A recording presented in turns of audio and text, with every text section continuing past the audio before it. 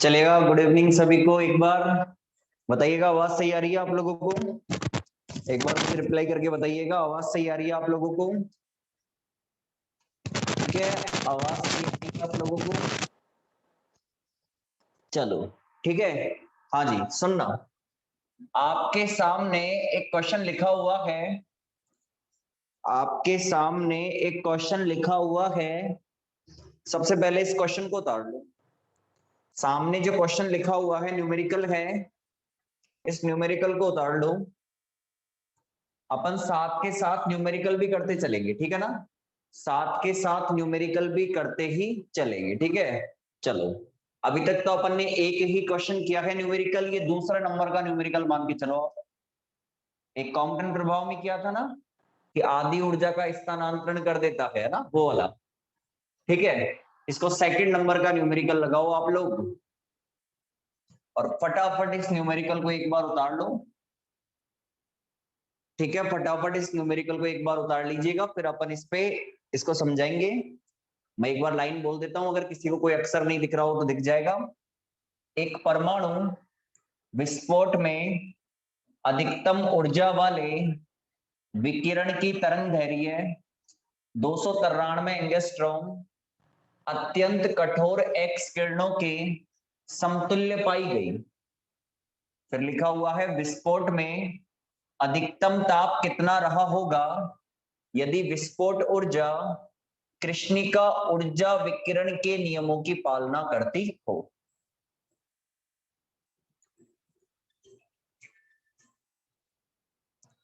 Hello,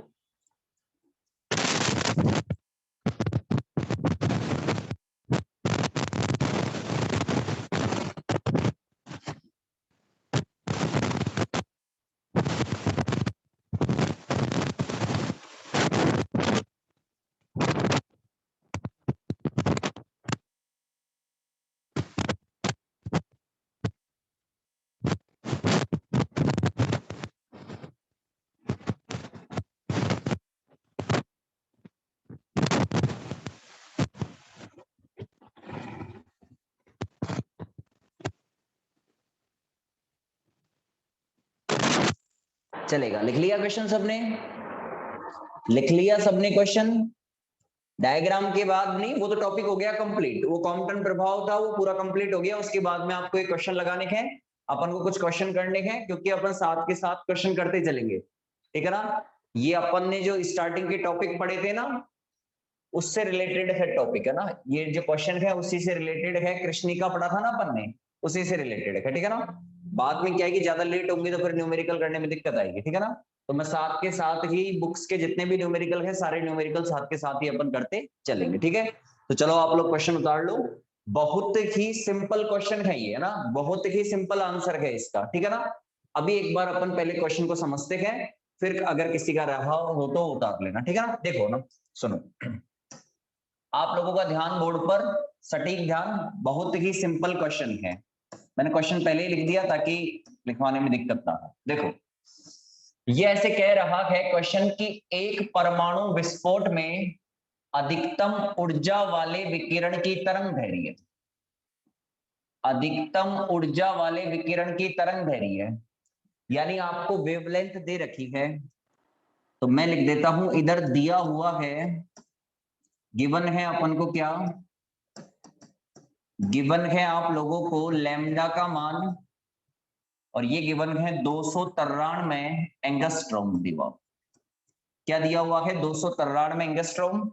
अगर आप इसको मीटर में चेंज करना चाहो तो लिख सकते हो 293 इंटू 10 की पावर -10 मीटर, ठीक? चलो, अत्यंत कठोर एक्स किरणों के समतुल्य पाएगी, कोई खास मतलब नहीं है इसका। अब ये कह रहा है विस्फोट में अधिकतम ताप कितना रहा होगा, यानी अपन को मैक्सिमम टेम्परेचर कैलकुलेट करना है, यानी टेम्परेचर ही कैलकुलेट करना है। तो ये अपन को टेम्परेचर बताना है। यदि विस्फोट ऊर्जा कृष्णिका ऊर्जा के नियमों की पालना करती हो, यानी अपन ने जो कृष्णिका पढ़ी है, कृष्णिका वाला जो टॉपिक पढ़ा है, उसके जो फैक्ट पढ़े हैं ना, उन फैक्ट की भी क्या करनी चाहिए, यहाँ पे पालना होनी चाहिए। और साथ में आपको दे रखा है क्वेश्चन के अंदर वीन नियतांक, तो मैं वीन नियतांक बी का मान भी लिख देता हूं। ये गिवन है अपन को कितना, 0.293 सेंटीमीटर केल्विन, ये दिया हुआ है। तो मेरी बात सुनो सारे के सारे, अगर ये मीटर में है तो आप इसे भी मीटर में चेंज कर लो तो ज्यादा बेटर रहेगा। तो ये आ जाएगा मेरे पास में 0.293 इंटू 10 की पावर -2 मीटर केल्विन, ठीक है ना। सेंटीमीटर को मीटर में कन्वर्ट करेंगे तो 10 की पावर -2 हो जाएगा, ठीक है ना। अब ये कह रहा है कृष्णिका ऊर्जा के विकिरणों के नियम की पालना होती हो। इसका मतलब कृष्णिका का जो फैक्ट पढ़ा है अपन ने, उसमें एक फैक्ट अपन ने ये भी पढ़ा है कि जैसे जैसे टेम्परेचर बढ़ता जाता है तो अधिकतम ऊर्जा से संबंधित जो वेवलेंथ है वो क्या होती जाती है, कम होती जाती है। वीन का विस्थापन नियम पढ़ाया था ना वहां पे, वीन का नियम बताया था अपन ने। तो आ जाओ, क्या है सुनना। हम जानते हैं कि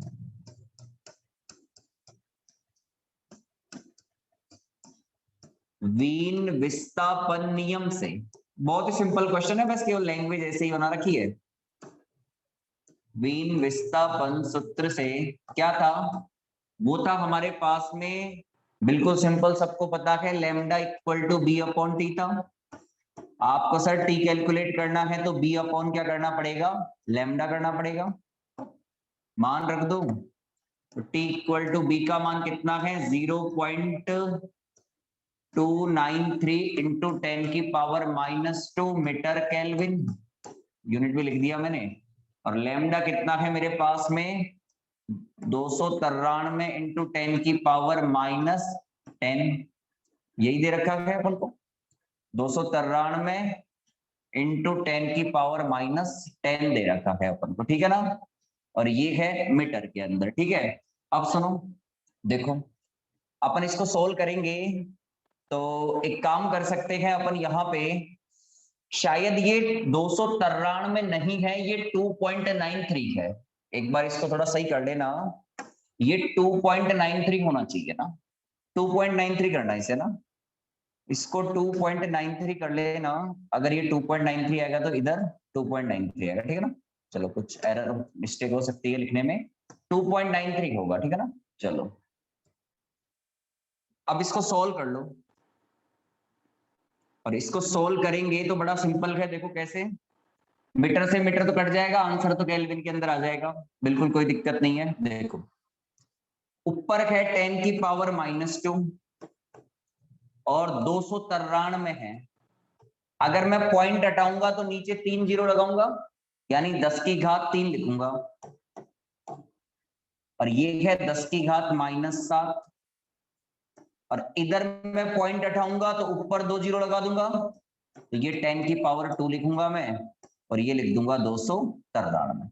मेरी बात सुनना, अगर मैं पॉइंट हटाऊंगा तो 10 की घात 3 लिख दूंगा नीचे, इधर से पॉइंट हटाऊंगा तो 10 की घात 2 लिख दूंगा, और आप इसे सोल्व कर लो, बहुत ही सिंपल है, सोल्व हो गया है। तो क्या है, इससे तो ये कट जाएगा, और इधर ये बचेगा आपके पास कितना, 10 की पावर 0.1 हो गया ये तो, और ये कितना आएगा मेरे पास में, ये आएगा मेरे पास में यहाँ पे 10 की पावर -4 होगा। कितना होगा, 10 की पावर, ये 10 की पावर कितना हो गया, 0, ये तो 1 हो जाएगा, और ये कितना आएगा 10 की पावर -4 यानी 10 की पावर 4 केल्विन, आंसर आ जाएगा, ठीक है ना, ये आंसर आ जाएगा। तो आप लोग इसे उतार लीजिएगा,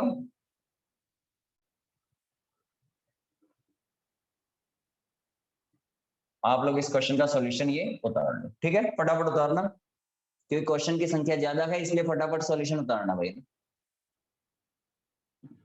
ठीक है ना, ठीक है ना।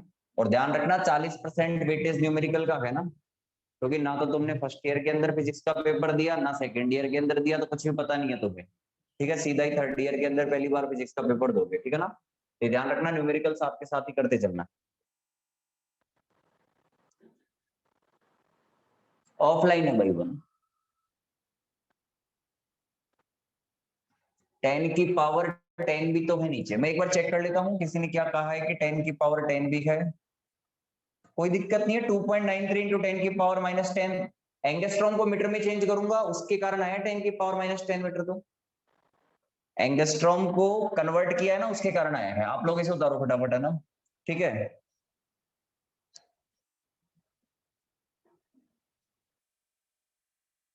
पढ़ ले पहले, सेकेंड ईयर के पेपर नहीं लगेंगे। पढ़ाई में ध्यान दो ना, ठीक है। फटाफट उतार लो इसे ना, ठीक है ना। चलिए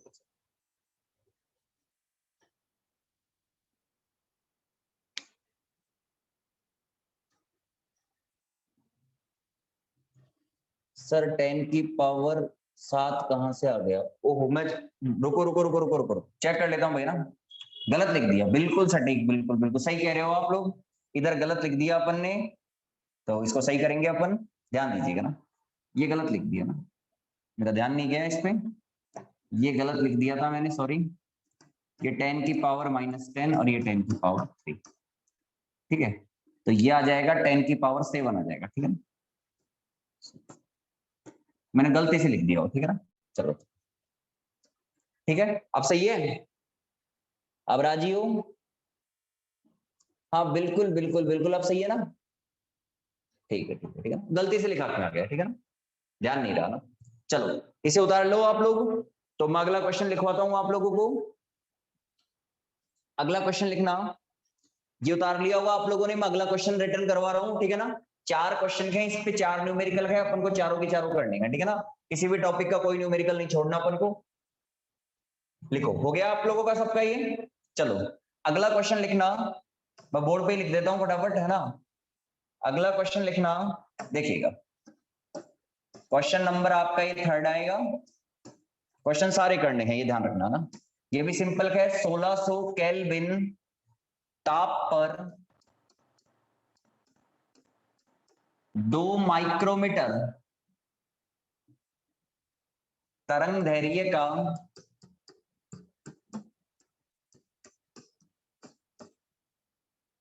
अधिकतम विकिरण उत्सर्जित होता है। अधिकतम विकिरण उत्सर्जित होता है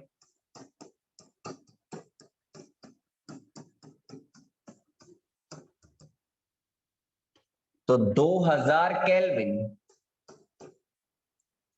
ताप के संगत या ताप पर इसके संगत तरंग दैर्घ्य ज्ञात करो। तरंग दैर्घ्य ज्ञात करो। चलो रे, आज क्वेश्चन मैंने बोर्ड पे लिख दिया, उतार लो। सिंपल सा क्वेश्चन है। 1600 केल्विन ताप पर 2 माइक्रोमीटर तरंग दैर्घ्य का अधिकतम विकिरण उत्सर्जित होता है तो 2000 केल्विन ताप पर इसके संगत तरंग दैर्घ्य ज्ञात करो। तो 2000 केल्विन ताप पर इसके संगत तरंग दैर्घ्य ज्ञात करो। चलो फटाफट करके बताओ इसका आंसर क्या आएगा। फटाफट सोल्व करके बताइएगा इसका आंसर क्या आएगा। हाँ जी, देखो सुनना सारे के सारे, आपको एक टेम्परेचर दे रखा है 1600 केल्विन और एक टेम्परेचर दे रखा है आपको 2000 केल्विन, यानी 2 टेम्परेचर दे रखे हैं। तो मैं लिख देता हूं कि सर गिवन है T1 का मान कितना 1600 केल्विन और T2 गिवन है कितना 2000 केल्विन। अब ये कह रहा है कि 1600 केल्विन ताप पर वेवलेंथ कितनी है, इस टेम्परेचर पर जो विकिरण उत्सर्जित होती है ना उसका वेवलेंथ कितना है, यानी λ1 आपको दे रखा है कितना 2 माइक्रोमीटर। ठीक है, कोई दिक्कत नहीं है, या फिर ऐसे रहने दो। और आपको 2000 केल्विन के संगत पूछ रहा है, यानी λ2 आपसे क्या कर रहा है, पूछ रहा है।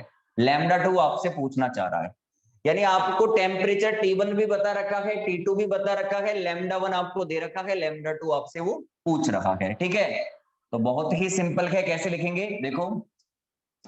वीन विस्थापन, इसी पे आधारित है ये क्वेश्चन, है ना। वीन विस्थापन सूत्र से क्या होता है, वीन विस्थापन सूत्र λT = B, बी क्या है? नियतांक है, नियतांक के बराबर है ये। तो इसको अपने ऐसे भी लिख सकते हैं, अतः λ1 T1 बराबर क्या लिख सकते हो आप, या मैं आपको इसको थोड़ा और सही तरीके से लिखना चाहूं तो ऐसे लिख सकता हूं कि बीन का विस्थापन सूत्र लैम्डा इक्वल टू क्या कहता है, बी अपॉन टी। ठीक है, समीकरण नंबर 1। तो समीकरण 1 से λ1 के लिए आपको टेम्परेचर कितना लेना पड़ेगा, T1 लेना पड़ेगा, समीकरण 2।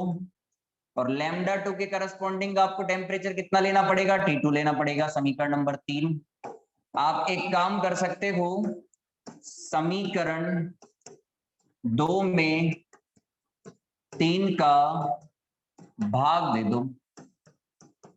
अगर 2 में 3 का भाग दोगे तो λ1 बटा λ2 इक्वल टू कितना आ गया, b बटा T1 बटा b अपॉन T2। तो ये आ जाएगा आपके पास में λ1 बटा λ2 इक्वल टू T2 बटा T1। आपसे क्या पूछ रहा है क्वेश्चन में, हमसे तो पूछ रहा है वो λ2, तो λ2 इक्वल टू कितना आएगा, T1 बटा T2 और गुणा किससे, λ1 से। तो T1 का मान कितना दे रखा है उसने, T1 का मान दे रखा है आप लोगों को क्वेश्चन के अंदर, देख लो आप लोग ढंग से, 1600 केल्विन और T2 2000 केल्विन। तो ये दे रखा है आपको 1600 केल्विन, ये दे रखा है आपको 2000 केल्विन और ये दे रखा है आपको 2 माइक्रोमीटर। ठीक है ना, तो ये लिख दिया मैंने। तो इसको सॉल्व कर लो, कटेगा 4 से काट दो, 4 चौक 16, 4 पंजो 20 इंटू 2,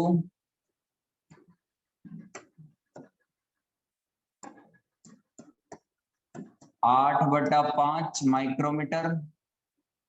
तो ये तो आ जाएगा 1.6 है ना,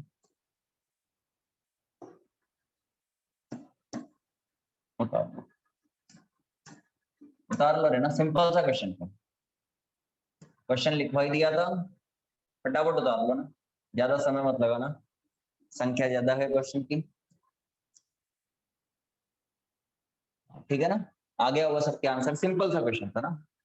ठीक है, एक बार हमारे क्या होता है कि देखो रजिस्टर के अंदर जब लिखा हुआ होता है ना तो हम एग्जाम के अंदर कर लेते हैं, क्योंकि मुझे पता है 95% स्टूडेंट बुक लेते ही नहीं है, खरीदते ही नहीं है। ठीक है ना, फिर उनको बाद में दिक्कत आती है, जैसे कोई क्वेश्चन भी लगाया जाए इंपॉर्टेंट तो उनको बाद में दिक्कत आती है, इसलिए साथ के साथ ही क्वेश्चन सारे करते चलेंगे। ठीक है ना, इससे बाद में दिक्कत ना आए।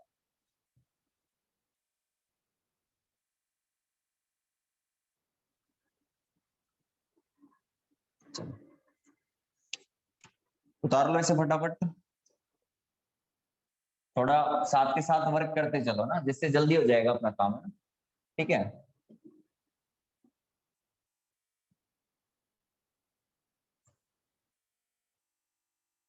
आगे चले।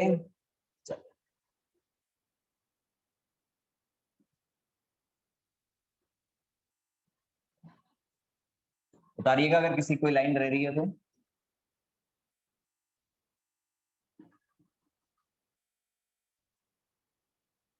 उतार लो सारे, नहीं तो फिर मैसेज करोगे मुझे कि इतना इतनी जल्दी किस बात की है।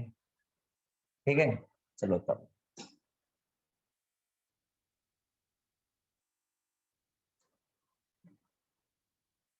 जब तक मैं अगला क्वेश्चन लिखना स्टार्ट करता हूं,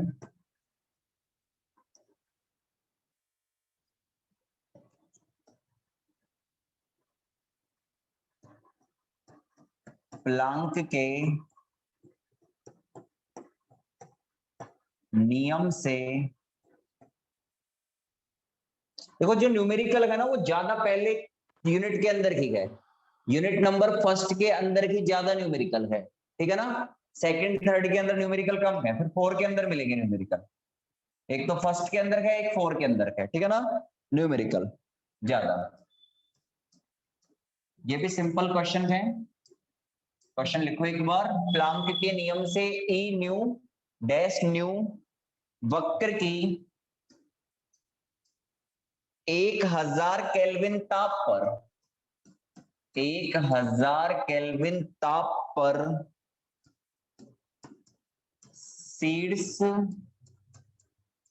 के संगत आवर्ती ज्ञात करो। संगत आवर्ती ज्ञात करो।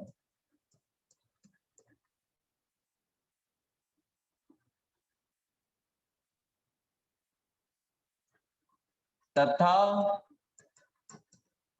यह स्पेक्ट्रम के कौन से भाग में आता है? भाग में आता है।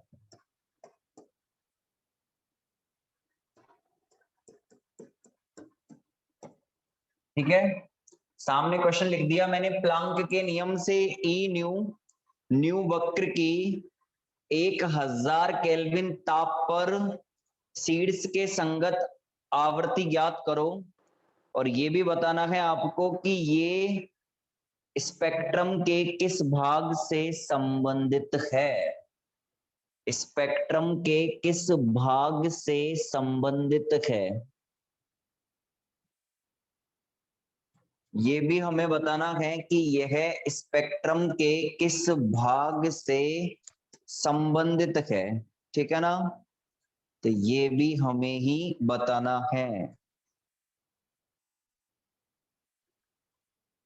चलो देखो, समझना, लिख लिया हुआ आप लोगों ने क्वेश्चन, ध्यान दीजिएगा, सुनो रे।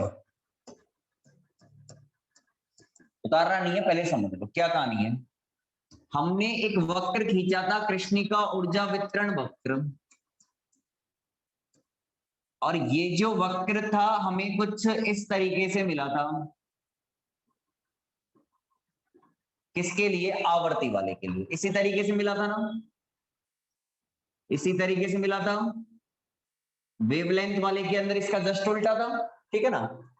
अब ये ऐसे कह रहा है कि कोई वक्र है जो 1000 केल्विन पर है। मान लो ये वाला वक्र है 1000 केल्विन पर, ये वाला। अब ये कह रहा है कि 1000 केल्विन ताप पर सीड्स के संगत, ये रहा सीड्स, इसके संगत आवर्ती ज्ञात करनी है। यानी यहां पर कितनी फ्रीक्वेंसी है ये कैलकुलेट करके बतानी है हमें। इस जगह कितनी फ्रीक्वेंसी है ये कैलकुलेट करके हमें बतानी है। और ये बतानी है कि ये स्पेक्ट्रम के कौन से भाग के अंदर आता है। तो फ्रीक्वेंसी आएगी, उसी के आधार पर हमें पता चलेगा कि ये स्पेक्ट्रम के कौन से भाग में आएगा। ठीक है ना। तो सुनो, तो हमें क्या दे रखा है? टेम्परेचर दे रखा है। तो गिवन तो केवल टेम्परेचर की है हमें, तो मैं टी बराबर लिख देता हूं, कितना है? 1000 केल्विन। और पूछ क्या रहा है हमसे? आवर्ती पूछ रहा है, ये हमें पता है। अब ध्यान दो सारे के सारे, सुनना। हमें क्या पता है, हम तो वही लिखेंगे। हम तो एक ही बात जानते हैं वीन विस्थापन सूत्र से। वीन विस्थापन सूत्र क्या कहता है? वीन विस्थापन सूत्र कहता है lambda equal to B upon T, यही कहता है, हमें इतना पता है। और हम ये भी जानते हैं lambda equal to C upon nu होता है। तो इसको देते हैं समीकरण नंबर 1, इसको देते हैं समीकरण नंबर 2। तो समीकरण 1 व 2 से आप लिख दो इसे C upon nu equal to B upon T. आपको न्यू कैलकुलेट करना है तो nu equal to T into C बटा क्या आ गया? बी आ गया। टी इंटू सी बटा क्या आ गया? बी आ गया। अब टी आपको दे रखा है, ये है 1000 केल्विन, ठीक है। और सी आप जानते हो 3 इंटू 10 की पावर 8 मीटर पर सेकेंड। और ये जो वीन है, ये जो वीन वाला है हमारे पास में, ये है मेरे पास में, कितना होता है ये होता है 2.898 इंटू 10 की पावर -3 मीटर केल्विन। ये लिखवाया था मैंने। अपन ने जो वीन वाला पढ़ा था ना अपन ने पोर्शन, उसके अंदर अपन ने यही लिखवाया था, कांस्टेंट v का मान। ठीक है ना। तो आप इसे कैलकुलेट करोगे, तो आप इसे कैलकुलेट कर लो और न्यू आ जाएगा आपके पास में। चलो उतार लो इसे, मैं आंसर लिख दूंगा। क्वेश्चन लिख लिया होगा आप लोगों ने, किसी का रह रहा है तो क्वेश्चन लिख लो, इसे उतारो फटाफट, है ना। तो मैं आंसर लिख दूंगा इसका जो भी है।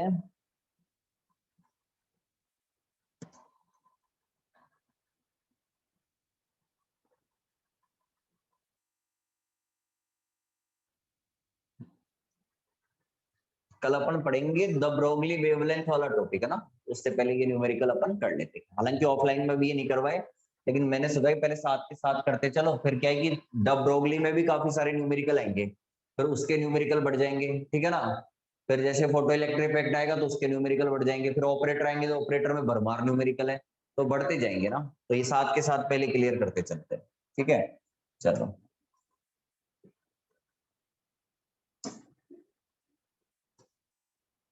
उतारो और इसको सॉल्व कर लो, नहीं तो मैं आंसर लिख देता हूँ, सॉल्व कर लेना, घर पे चेक कर लेना एक बार। 1.035 इंटू 10 की पावर 14 हर्ट्स, ये आंसर आएगा ना, लिख लेना इस आंसर को, ठीक है। और ये जो होता है ना, ये आता है, ये जो आवृत्ति आती है, ये स्पेक्ट्रम के इंफ्रारेड रीजन के अंदर आती है, अवरक्त क्षेत्र में आती है, तो लिख देना यह है आवृत्ति स्पेक्ट्रम के अवरक्त क्षेत्र में आती है।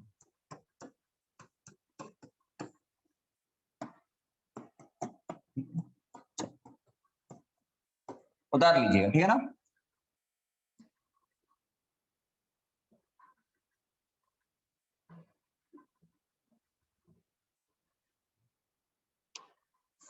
हो गया, हो गया तो आगे चले अपन।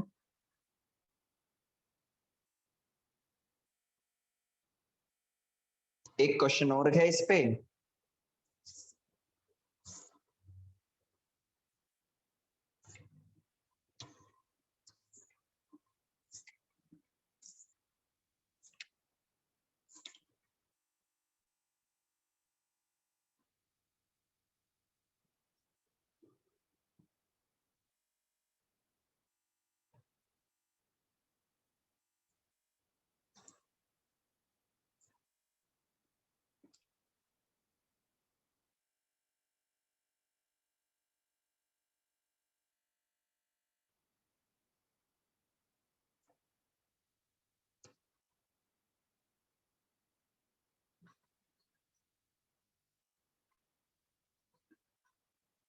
लिया, चलो हो गया ना। चलो हाँ, अगला क्वेश्चन लगाओ। क्वेश्चन 4 अब ले लेते हैं, क्वेश्चन नंबर 5। क्वेश्चन नंबर 5, इसका तो वीन विस्थापन के सारे क्वेश्चन आ गए, ठीक है ना। अगला क्वेश्चन ले लेते हैं, ये भी सिंपल है। सूर्य के ताप का परिकलन करो, सूर्य के ताप का परिकलन करो यदि वह 4.82 इंटू 10 की पावर -5 सेंटीमीटर तरंग दैर्घ्य की या तरंग दैर्घ्य पर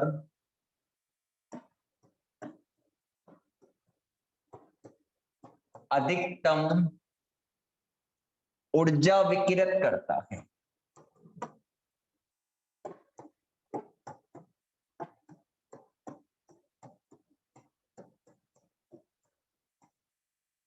सबसे बड़ी बात है, ये सारे के सारे क्वेश्चन है ना वीन विस्थापन सूत्र से ही हो रहे हैं, देखो।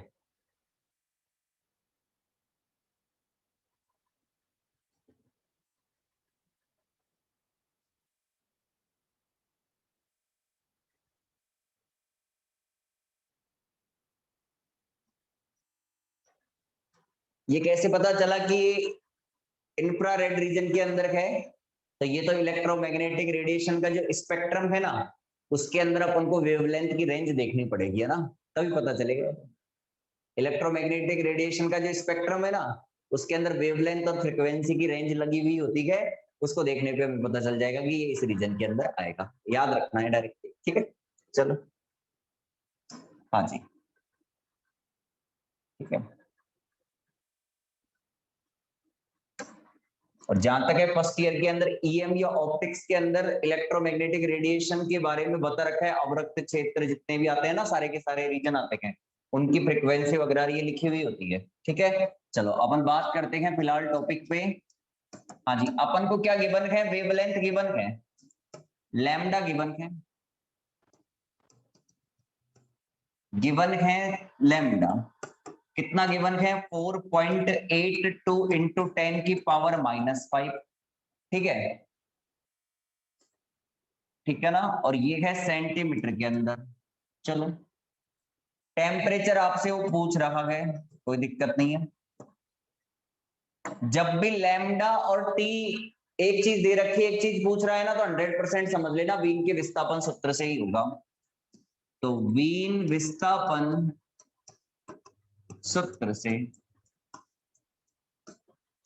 क्या है, वीन का विस्थापन सूत्र बहुत ही सिंपल है, ये है lambda equal to B upon T. और आपसे पूछ क्या रहा है, यह है टेम्परेचर पूछ रहा है, तो lambda equal T equal to B upon lambda हो जाएगा। अब बी का मान रखना है आपको 0.293 रख लो, क्योंकि ये सेंटीमीटर केल्विन के अंदर क्वेश्चन में दिया हुआ होता है ज्यादातर, है ना, यही वैल्यू। और टी का मान, लैम्डा का मान आपको दे रखा है, ये रहा 4.82 इंटू 10 की पावर -5, ये आएगा 4.82 इंटू 10 की पावर -5 सेंटीमीटर। सेंटीमीटर से सेंटीमीटर कट जाएगा और इसको सोल्व कर लो आप, ठीक है। सेंटीमीटर सेंटीमीटर कट जाएगा, केल्विन बच जाएगा, ये आएगा 0 पॉइंट, और थोड़ा सा सोल्व कर देते हैं अपन, 10 की पावर 5 हो गया और 4.82। अब क्या कर सकते हैं अपन ज्यादा से ज्यादा, देखो पॉइंट हटाओ, 3 जीरो नीचे लगा दो, 3 जीरो नीचे लगा दिया, और इधर से पॉइंट हटाएंगे अपन तो 2 जीरो ऊपर लग जाएगी।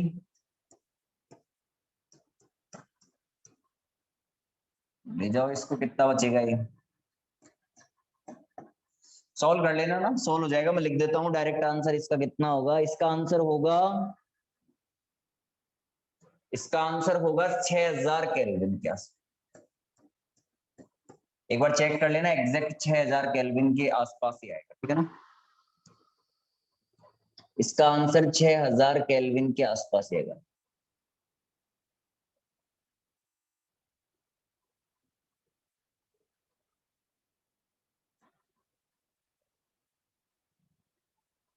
ये स्लाइड ऊपर होने के बाद कहाँ जाता है, चलता जाता है, जितना स्लाइड बनाना है उतना ही बनाते जाओ, कोई दिक्कत नहीं, कितना ही ऊपर ले जाओ, सुबह से लेके शाम तक 10 घंटे तक पढ़ाते जाओ, ऊपर जाता जाएगा,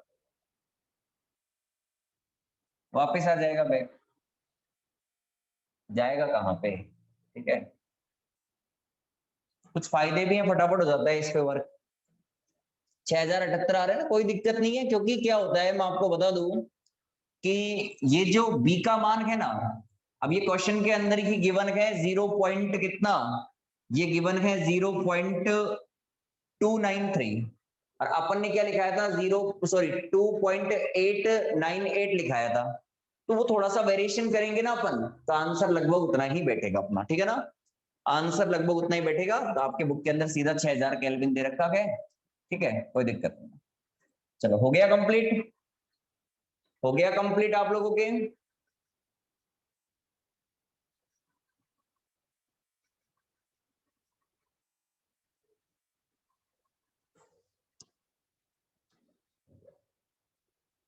हाँ कोई दिक्कत नहीं है, 6078 आ रहा है तो 6078 लिख लो भाई, 6078 आ रहा है ना, ये आ रहा है, ये लिख लो, दोनों ही सीखे। वो तो बी, बी क्या है, कांस्टेंट है ना, इसके मान पे डिसाइड करेगा कि वो एग्जैक्टली कितना अपने पास में बनेगा, ठीक है। हाँ जी, तो ये हो गया अपने पास में यहाँ पे आके ये कंप्लीट, ठीक है ना। वीन विस्थापन पर जितने भी क्वेश्चन थे, 4 ही क्वेश्चन थे बुक के अंदर, मैंने चारों के चारों क्वेश्चन आप लोगों के ले लिए, ठीक है ना। अब अपन को कल पढ़ना है de Broglie wavelength, de Broglie wavelength अपन को कल पढ़ना है। समझेंगे क्या होती है डी ब्रोगली की वेवलेंथ, उसका फॉर्मूला कैसे कैलकुलेट किया जाता है, उसके आधार पर प्रोटॉन, न्यूट्रॉन, इलेक्ट्रॉन, अल्फा कण, ड्यूट्रॉन, इनकी वेवलेंथ कैसे कैलकुलेट की जाती है, और उसके न्यूमेरिकल बहुत ही इंपॉर्टेंट है, क्योंकि कोई ना कोई न्यूमेरिकल उसका देखने को मिल जाता है छोटे क्वेश्चन के अंदर, ठीक है ना। फिर इसके बाद में पढ़ेंगे अपन हाइजेनबर्ग अनिश्चितता का सिद्धांत, और उसके अनुप्रयोग पढ़ेंगे, 4 बड़े क्वेश्चन है बड़े डेरिवेशन के। फिर आएगा अपने पास में फोटो इलेक्ट्रिक इफेक्ट, ठीक है ना। फिर आएगा डेविसन जर्मर प्रयोग, XYZ, ऐसे टॉपिक आगे चलते चलेंगे, ठीक है। चलो रे, तो मैं आज तो यहीं स्टॉप कर रहा हूँ, ठीक है ना। कल ही स्टार्ट करेंगे डी ब्रोगली वेवलेंथ को, ठीक है।